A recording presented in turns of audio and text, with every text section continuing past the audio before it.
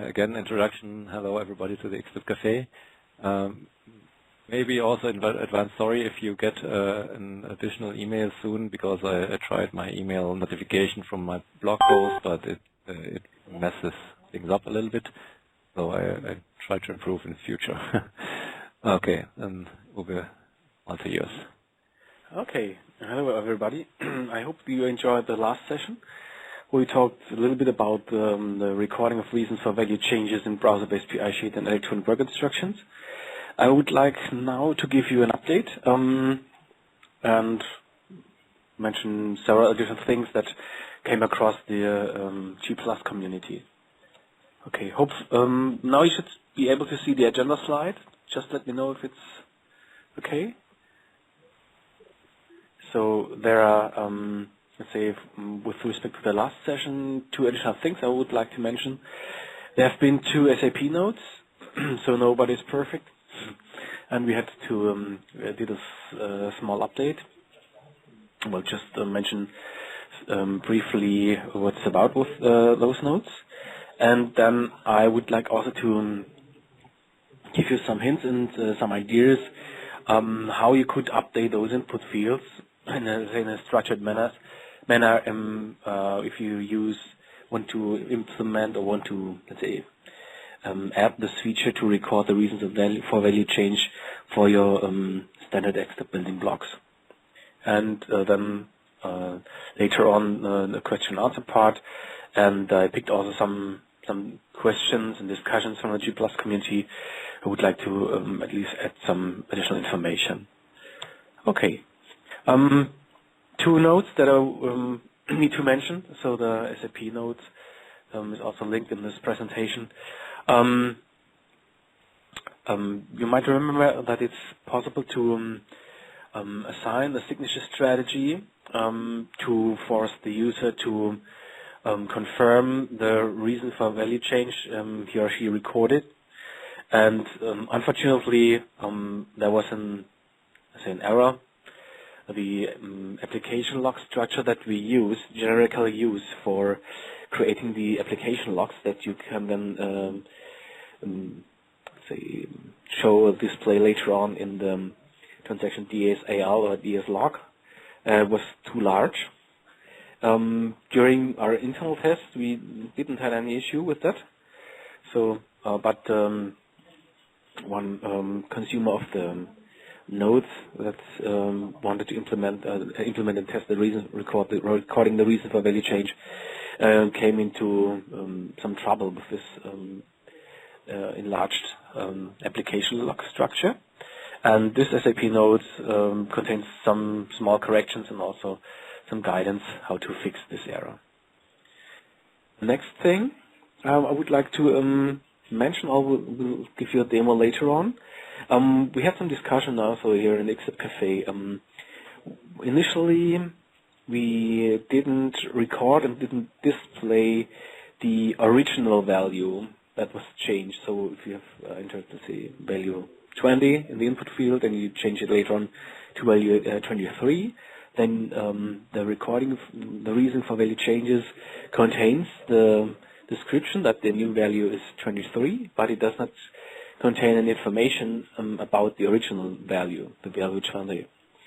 If you use the event logging in the PI sheet in general, and you have activated that all the data input is logged in those also in the corresponding data XML, then you are able to also see the previous value that you entered in the input field, so the first initial value that you entered. But we assume that it's not always the case that the event log is active, especially for the input field, because it also can result in worse of performance. And therefore we created another follow-up node. It's currently under translation. So there are some corrections, so some minor corrections, not huge with regards to the content in the original node. Some coding parts that have to be changed, and also the style sheets for archiving and the dialog style sheets have to be replaced. So that there are only minor corrections on the style sheet, so that enable that the recorded old value can be displayed. But I will show you later on at the demo how this looks like. And the original node is now in version 5. We also updated it so that if somebody tries to implement this node, he or she is then also pointed to the 2 nodes listed above. And we also updated the how-to guide that is part of the attachment of this SAP node, and also the XSL style sheets that are adopted are now up to date. Okay. First of all, I would like just to show you, how you can identify those input fields for your XSteps that you might want to adjust. So we also had a discussion in the XStepCafe if it would be possible to provide a report that scans all the XStep objects that contain those input fields and then activates the recording of the reason for value change automatically.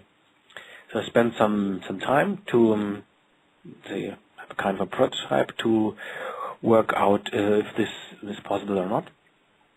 But I stumbled also across a procedure that I would just mention because it does not force you to implement such a report or execute such things. First of all, I hope that you can see the first picture. We have in the XStep repository, we'll show this also later in a couple of minutes in a demo.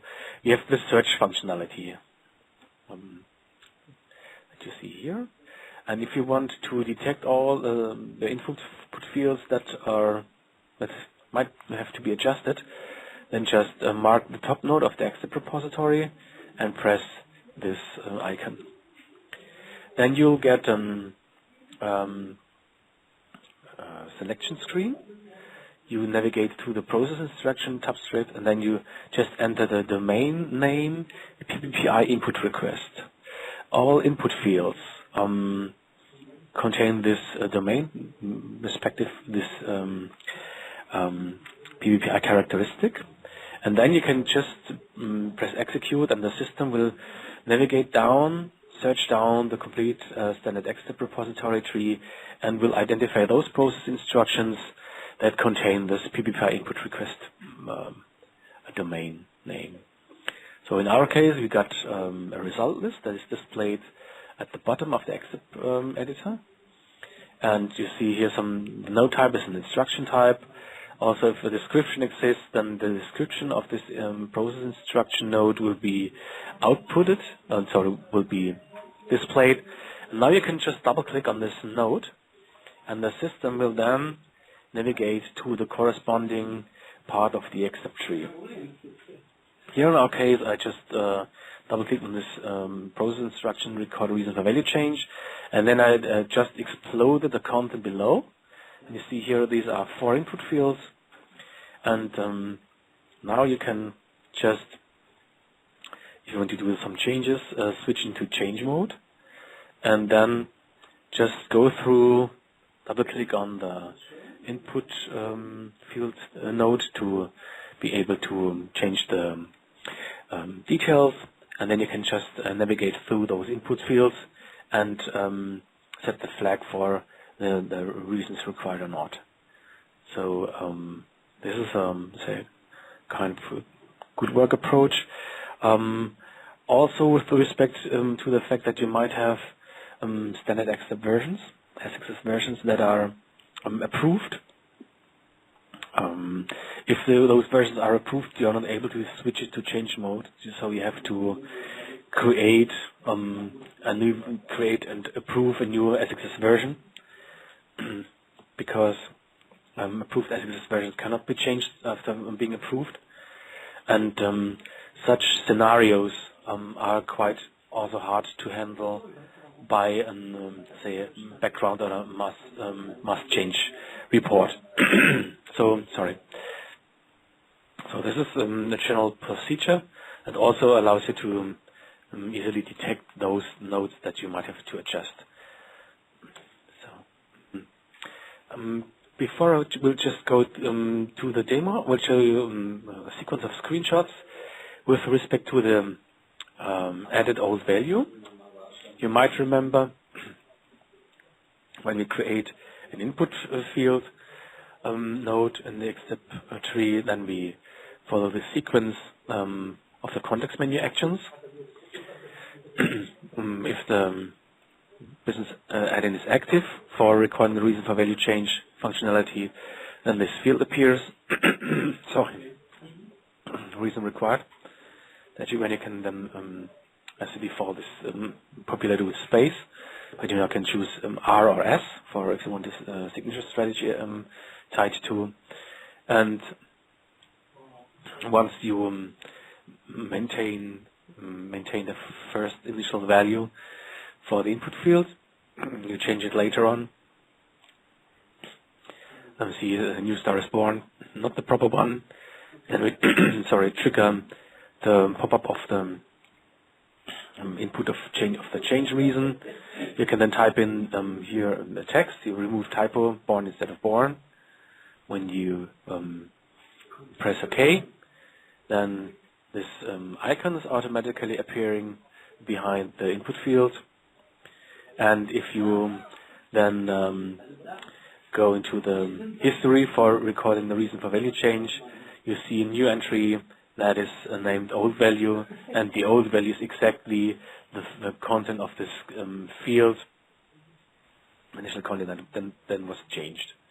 So this, I think, improves at least the audit and trade part of the functionality of this reasons for value changes history quite a lot. So I'll just show it in the system, one of our systems. Okay, famous CO60. And also you might recognize here this new column if we have entered reasons for value changes. So it will just try to maintain it.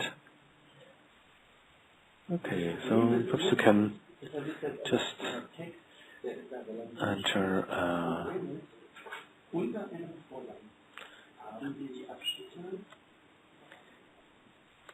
press born again.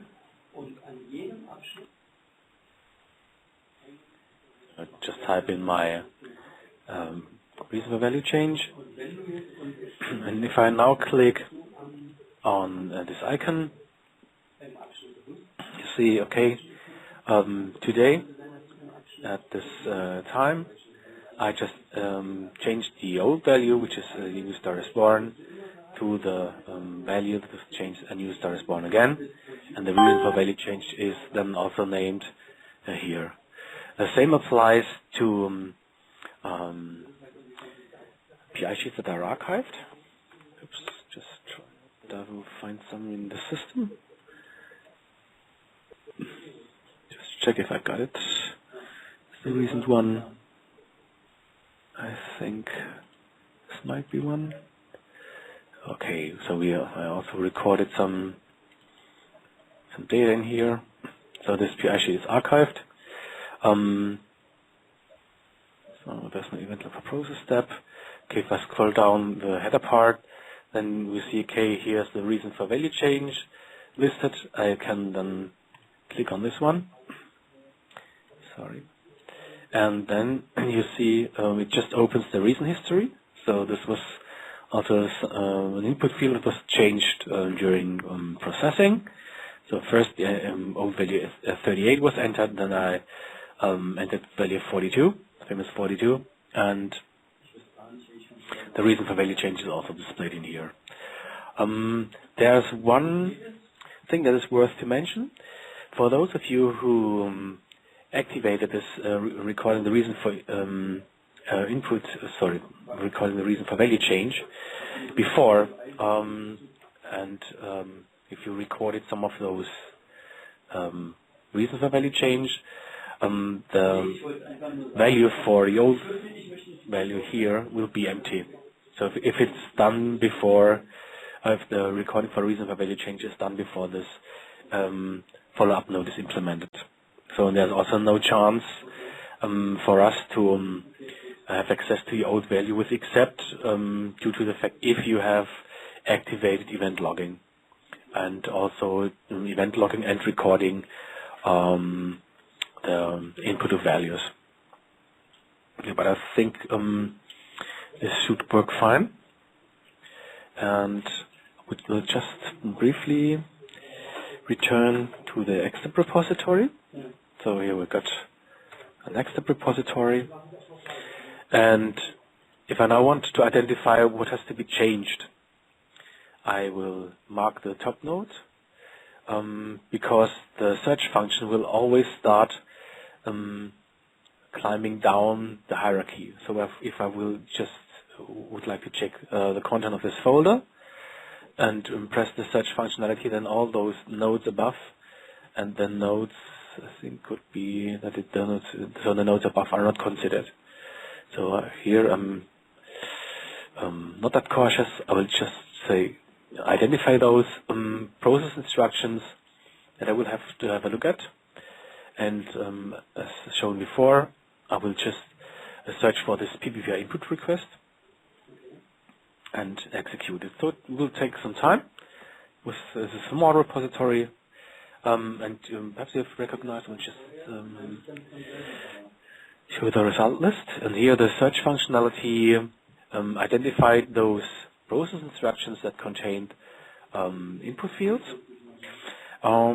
There's also something that is worth to mention.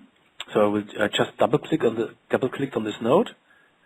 So I'll scroll a little bit down, and we'll explode the nodes below. You see, okay, this is an input field. If I double click on this input field, then you will recognize, okay, this is the input of a digital signature. And the input fields for digital signatures are not activated for recording the reason for value change, because if you try to enter the values for signing, and you are not able to do this twice after the signature processes are completed. Therefore, we did not offer this functionality for the signature input fields. So this is some, let's say, process instructions where you don't need to do anything. Now let's check for recording the reason for value change. It's the same procedure. We just explode the nodes. And if I then double click on this input field node, you see, okay, here we have the description, we have the characteristic, and you see, okay, the recording, the reason for value change is not active. It's also in display mode, so I would just close it. And if the version allows me to change the content, here it's a released version that is not approved, so you're able to do some changes also on the released version, then you can click the context menu, right mouse click on the process instruction node and switch to change mode. And so I double click the input field node again, and now you see, okay, I can choose the reason required. I will just set it to R for reason required. And I can toggle down the other fields. You now see, okay, here also the reason required is set to S for the signature strategy, and also here we have so was without a signature strategy, just a simple digital signature, and here we have assigned signature strategy, and this is the say quite comfortable way just to check what has to be done. So you can just scroll down parts here and see, okay, I have only to change this node, if it's possible. If you have an SXS version that is approved, then you will not be able to switch the process instruction into change mode. So, and by using this search functionality in combination with, let's say, the result list here, it should at least allow you to change those SXS building blocks that you want to change. Yeah. Okay. So, any questions concerning the reason for value change part.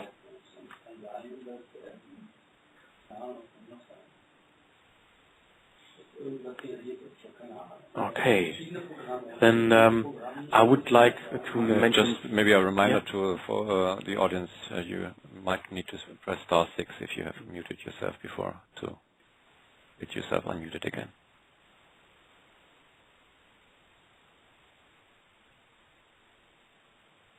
Okay. So I can also answer your questions later on. Concerning our Google Plus community, just checked. So now we have, yesterday we have reached 250 members, which is quite good. So we see also an increase of the number of partners, customers, and contributors that ask questions and try to provide answers, and provide very good answers in most cases. There is 3 things that I would like also to mention in detail. There was one question again about the context menu of the PI sheet. And the discussion came across the activation of how do you set up the IE menu OCX control. So to download it from the Microsoft, from the web space, and install it. And so I came across this discussion quite too late, because in any case, please do not use this IE menu OCX control on the let's say the old way to set up the context menu. Please go for using the new context menu that was introduced with this SAP node. I also linked it. It was previously it was a pilot node. Now it's an SAP standard node, so it's part of the standard shipment. And here we were able to provide the context menu as only based on JavaScript coding, by enhancing some of the coding parts that we use in the HTML control for basis. So it's working fine. You won't see a big difference. It also supports the recording for reason for value changes, and you really get rid of this, let's say, not that nice procedure to download and install the IE menu OCX control. So, second thing, there was a discussion ongoing, and so we received more and more requests, and say discussions about how you could use browser-based PI sheet on mobile devices. We try to summarize some of those, say, potential pitfalls and concepts, how to enable a PI sheet on a mobile device. I know that some customers, if you and some partners, they ask also how does a PI sheet look like if we use a Microsoft Surface hardware. And if you have any experience to share with the community, this would be very appreciated. From my personal gut feeling is that it might be a little bit challenging to adopt the style sheets that we are providing for the desktop parts to be responsive for the mobile devices, also for the tablet PCs or similar hardware devices. But it should be manageable, because you can influence everything with respect to the style sheets, CSS, and XStep. So third point is the future of PI sheets. Here we would just like to emphasize some points. Some of you might know that when S4HANA was announced, so S4HANA on-premise especially, some parts of functionality that was derived from, let's say, the classical business suite was taken over and in the so-called compatibility pack. These are mostly features and functions, and that have not a so-called functional equivalent in S4HANA that supports, let's say, the newest features with regards to improved performance by in-memory HANA in-memory usage, or using the new Fiori-based or UI5-based UI technologies. We have a couple of PBPI applications that are listed in the compatibility scope, like the browser-based PI sheet, like control recipes and process messages. So this means that for S/4HANA on-premise, these functions are still available. They can be used, and it might be that they are replaced by a successor functionality in future. But up to my knowledge, so there is no official announcement when this date will be. So up to now, if you migrate from Business Suite to S/4HANA on-premise system, you will be able to continue with working with PI sheets, control recipes, and process messages.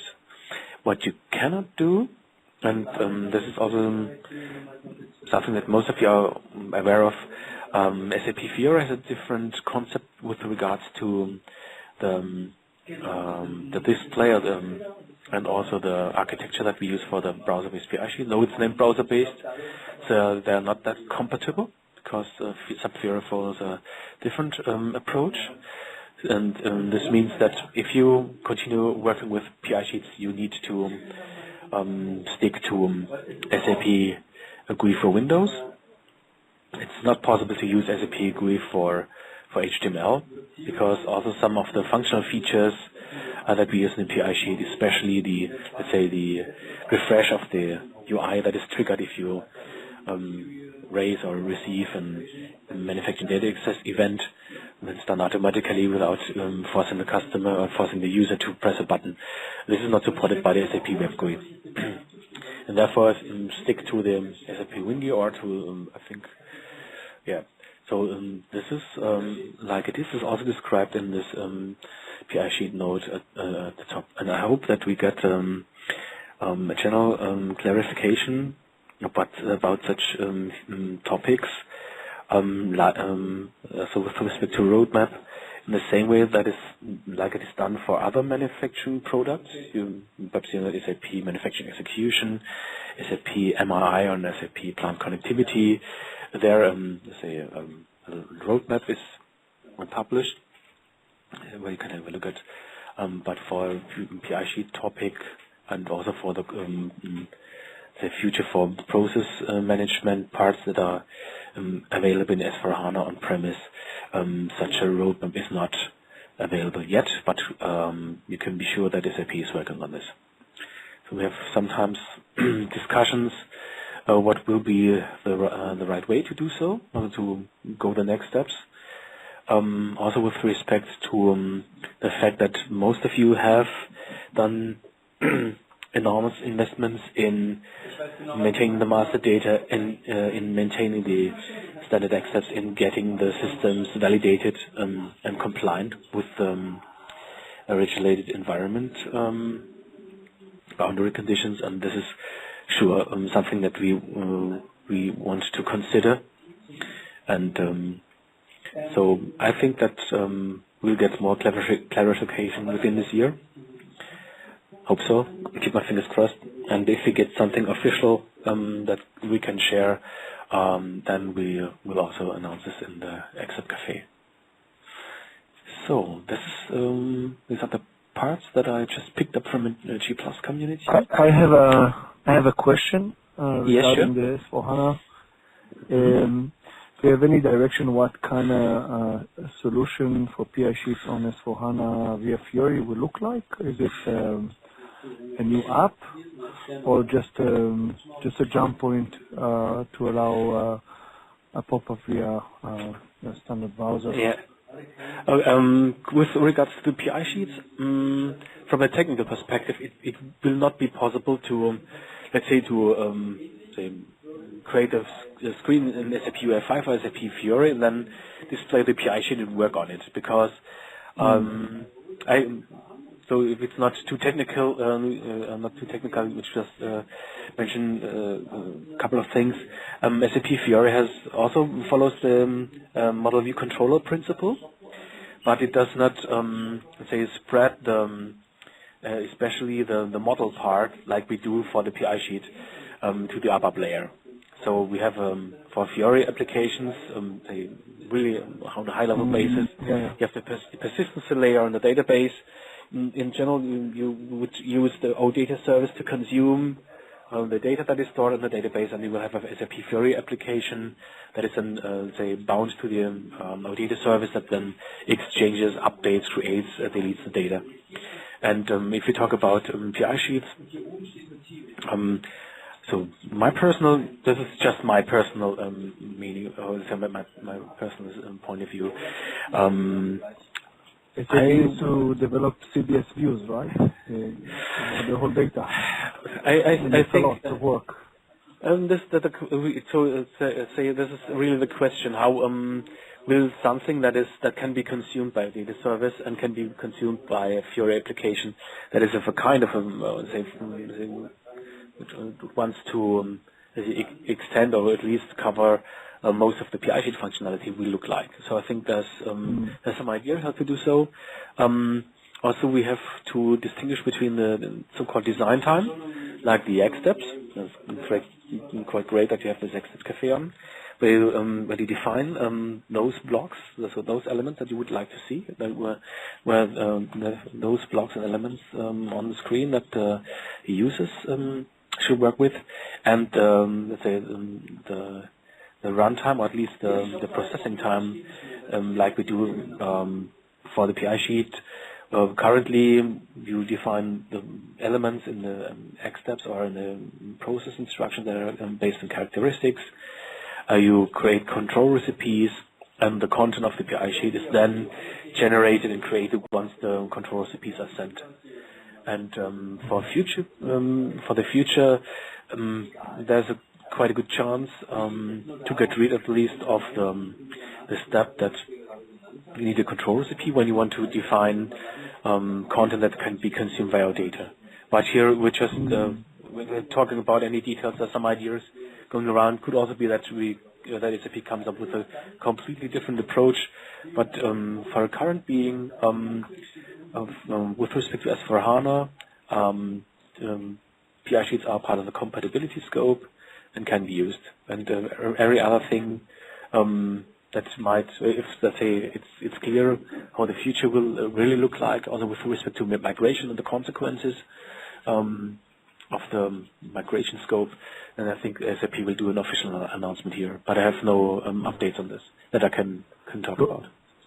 My biggest concern now is it's indirectly linked to PI sheet. Basically, we are now examining S4 system with the current client, and we can see in the Fiori apps that are provided with the production orders and so on, process orders, there is no functionality with batch termination at all.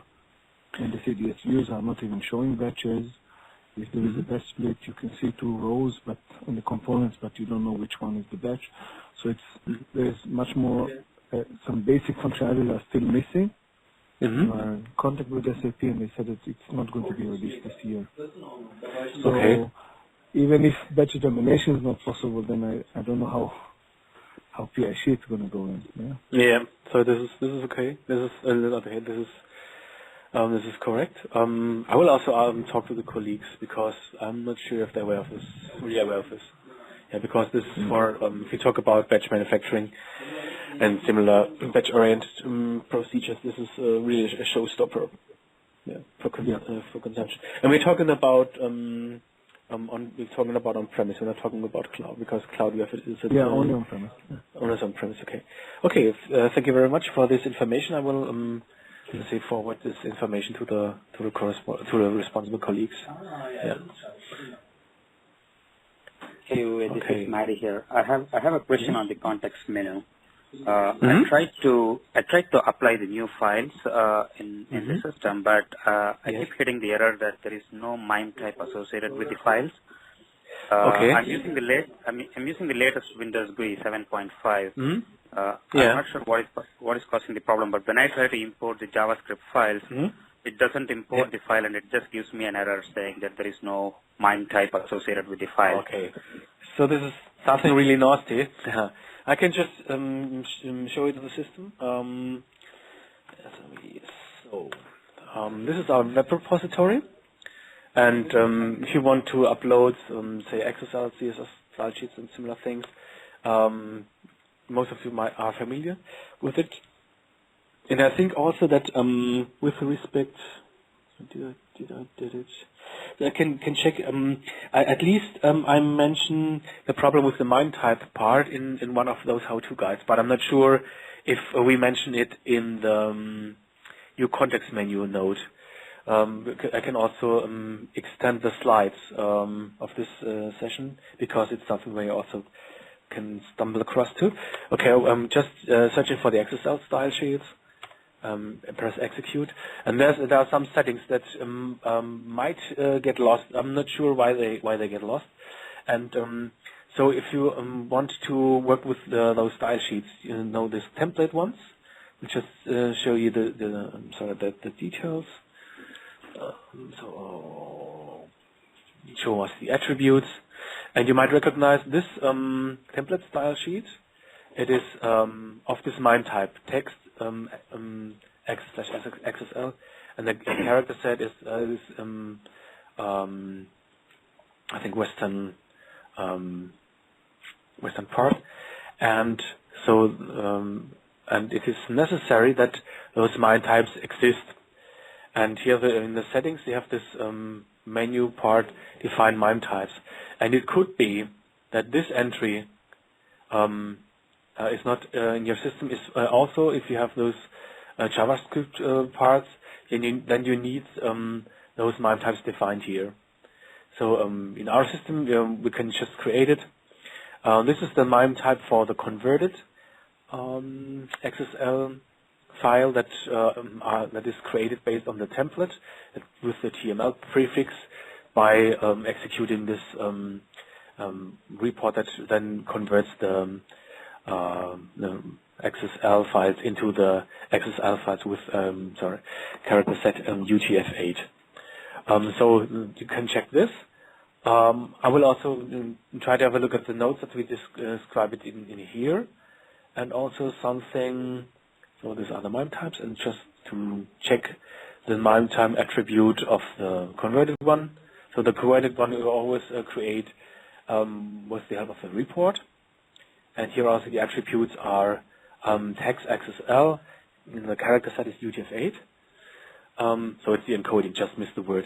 And now we can just check for the JavaScript parts. But I think this is the browser framework class, package, BFV. Okay, and then we can just check the attributes. So we also have got the templates.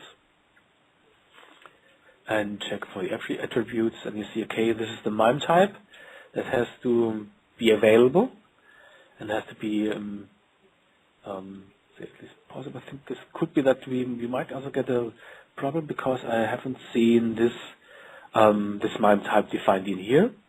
So it could be if we would try to upload the files in here, that we would get a problem because the MIME type is missing.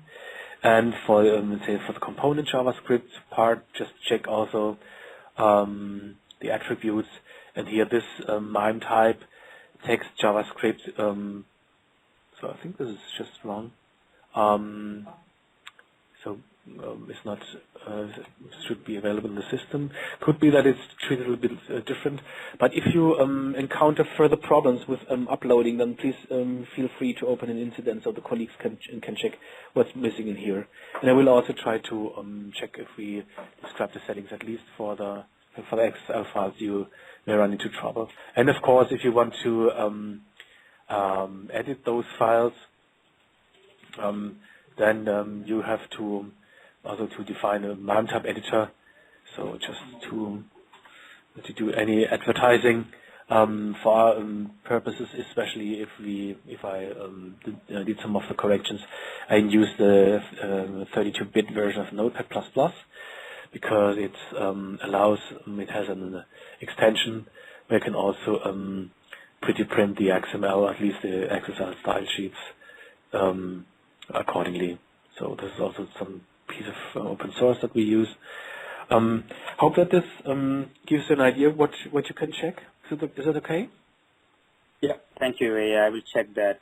I do remember seeing the MIME type and the attributes, but I may not have that in the MIME definition, so maybe I will try to add that and import the files and see if it works. So it's also not that clear to me. So in some systems we got those MIME types from scratch, and some newer systems they are not available. So I personally don't know why sometimes they are missing and sometimes they are not missing.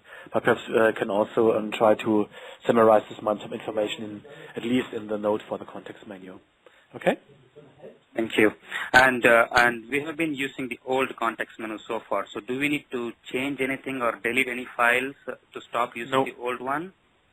Okay. Yeah. So you might remove the OCX control that you added, this IMNU OCX. But as if the new context menu corrections are implemented, then the system will automatically use the extensions in the JavaScript coding, and will not continue to use the IMNU OCX control.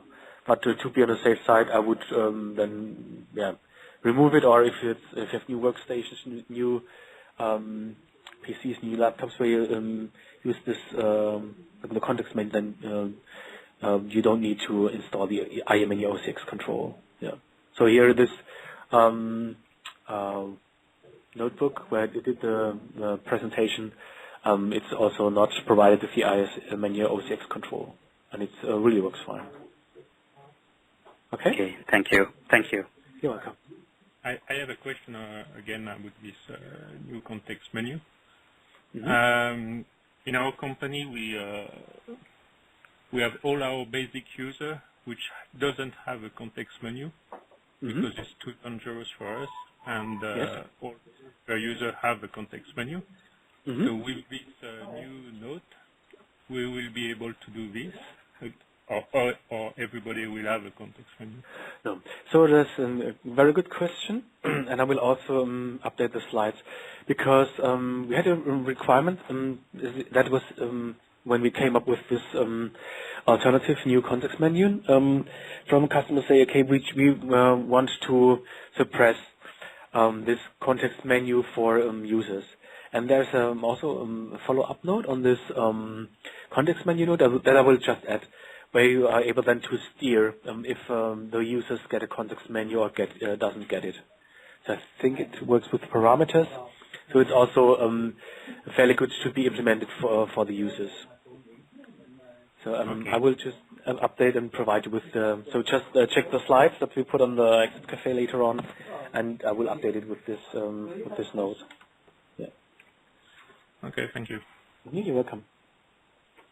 One question on the mobile devices. I know you said it's a challenge. It will be challenging to adapt the style sheets in the tablets. Is it the touch responsiveness that you're talking about, or the rendering of the style sheet itself? Responsiveness means that it automatically sizes, let's say, the layout of the screen automatically fits to the device. So if a desktop device, you could for your application, I know that you can define content that is always visible, and that you say, okay, here are 3 columns, and if I'm going to display my content on a mobile, so on a tablet, then I just hide automatically the first column, so that I'm able to use the remaining let's say minor space that is available on the tablet with the content that is interested for the users. And with respect to our style sheets, we don't have any logic that checks if the content of the PI sheet or the content of the work instruction is displayed on the desktop PC or it's displayed on a mobile device or on tablet. And could be that this is achievable by changing the CSS or CSS style sheets that we provide by a custom style sheet, or that the XSL transformation has to be adjusted. I have no experience on that. I know that at least some customers used the PI sheets on mobile devices with VPN possibility and Citrix client, but I have not got any feedback from them how they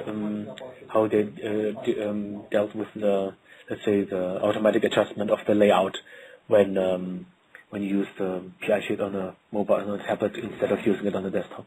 And so the touch features, the used HTML content, or let's say the content of the PI sheet, the style sheets, the XSL transformation, the mainly XHTML 4.0 standard was used. And if you say want to use HTML5 features, this is currently not possible. Oh, sorry, it's not implemented, just implemented for the PI sheet. So we rely on the older HTML standard. And to be honest, I'm also not sure the PI sheet itself is displayed in this HTML control for the SAP Window that is provided by our basis colleagues. What will happen if let's say, if you introduce features by adding HTML5 content, if this is also consumable by this basis technology. Haven't tried this so far. It might be possible that it works. What might also be a little bit different is that, up to my knowledge, HTML5 styling is mostly done using cascading style sheets, CSS 3.0 and above. And in our, say, current functionality to create the look and feel, of course, we use CSS information, but we also use XSL transformations, which is not that common for HTML5 based applications, as far as I know. So it might be that some work has to be done. But if you get stuck, if you want to go this way forward and get stuck, please feel free just to contact us. Where we can also check if we can support a little bit, and at least get also some experiences with, let's say, using PI sheets on mobile devices. Would be very helpful. Okay. Sure. Thanks, Uwe. We will be doing some internal tests in the next few weeks because we're working on an active implementation in S4HANA. And the client is really interested in using tablets because they're all relying on thin clients for all other transactions, except for the PA sheets. And they were trying to see if they can use Surface Pro or any Windows tablet for that matter. Yeah. So at least we'll be trying to test and run through some tests to check the feasibility. And I will update in the community too based on our experiences. And would be, really appreciate if we can get some additional support too if we get stuck on some things. Okay. Thank you. You're welcome. Hi, this is Sue at IDEX. I do have a question not related to anything you talked about today. Well, sort of. We're upgrading to HANA, SAP HANA, and I had found information before about authorizations on function modules that we have to have develop authorization, and then it referenced an OSS note that we've applied to give us a mass generation. I was just wondering if, so what we've done is we've created a batch job that runs this mass generation program for all our function groups, for all our function modules for PI sheets. Has anybody figured out a better way to do that rather than having to create a batch job like this and then every now and then we find we've missed a function group, so we have to add it to the function module and generate it manually for the first time. I'm wondering if anybody has figured out anything new in that area. We're going to Enhancement Pack 8. So sorry, for up to my knowledge, I haven't heard anything. That's it's quite a better approach that the way that you did. Yeah. That's so I think currently it seems to be the way. That's the only way we can do this? Yeah, I think so. Okay, good. Good to know. Thank you. You're welcome. Hi, Arne. This is Sarona here. Hey. Hey. I have some issues, some questions like, when we use the PA sheet on mobile device, for example, if I want to use the barcode scanner, how do we connect to the iPad will it work? And in the note you have mentioned, and the blog also you shared, how to connect the iPad to SAP and bring the PA sheet. I was successful. Instead of using Citrix, we are using WMware. But it is, connecting through, kind of VPN. It is not like, very rich, and it was very slow, and touch responsive is not good. Yeah. And I currently am using iPad right now, but I'm not sure how to connect the barcode to the iPad, scan the barcode, and then HU number will appear in the PA sheet. Mm-hmm. So if you talk about using the barcode scanner, you're talking about using the embedded devices like the camera to scan the barcode? Not the camera. No. Just I want the basic thing. When you connect the barcode scanner into the desktop, if you scan the HU number, barcode number, and the number will appear in the PA sheet, right? Mm-hmm. The same way, how do we connect to the iPad? Is there any app which we need to use it, or? So, sorry, I don't have to use that. I mean, as far as I've understood this, is you're using a Citrix client on the iPad, correct? Right. For displaying the PI sheet. So I'm not sure about settings. We are not using Citrix. We are using a WMware. Well, whatever, some virtualization tool, yeah. And you should make sure that something that like the clipboard of the iPad is passed through to that app. I'm not sure whether that's possible or whether that's in the settings somewhere, but I'm sure there are barcode scanning apps for the iPad with camera and such, and they would scan something, and then you have a string, and you could probably copy that and then paste it somewhere else. But for a seamless barcode scanning experience, I would see rather difficult there, this combination. Okay. So if I use Windows tablets, will it work, or? And we are eliminating the virtualization. Well, more likely maybe, but because I mean the iPad is a very secure environment, and which prevents the communication in a seamless way. I mean, for some reasons, because they have the sandbox approach, and probably a more Windows operating system tablet would probably be better. Although I like using the iPad myself, but in that scenario, I think it's very painful. Do you have any a document like that, how to connect the iPad? You have shared the document. Is there any document for Windows based tablets or MS Surface stuff in the Google community? No, I'm afraid not. Okay. Okay, thank you very much for that. And then we are successful on the context menu. We implemented successfully the note, and it's in the production currently. And we are successful on your bringing the PA sheet in the iPad. We are okay currently, and still we are testing it. And we are thinking of using the Windows-based tablet because of the iPad is bringing the virtual screen, not the native screen of SAP PA sheet, right? So we are thinking of using Windows, and I will keep posted on the G+ community. And the last question which I have is, one of the user is asking, how do we bring the calendar pop-up? It's coming like, if you create a process order, you can, click the F4 button, it's bringing the calendar, right? Is there a way to bring that functionality into the PA sheet?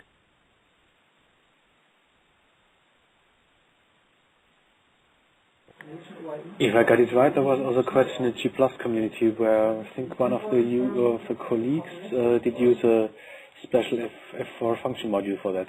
But I can check it. Okay. Thank you. All right, I think time's up now. So this time we left some more time for your questions. Hope you appreciate. And yeah, as usual, roughly in 2 months, of course, we need to check our schedule, which is quite full. We do another session. Again, I try to do the email up front. And until then, all successful work for you all. Bye-bye. Is there a next meeting in July, Arne, or you're going to have August? I think it will be more in August time frame. Mm-hmm. Okay. Because we usually do like 2 month cycle. And okay. Yeah, my goal is to wait till September, Arnie, because August is vacation time, so you may get. Oh yeah, good point. Yeah, maybe you appreciate it as well. I think. Yeah. Yes. So maybe. Yeah. Good. Yeah. Yeah.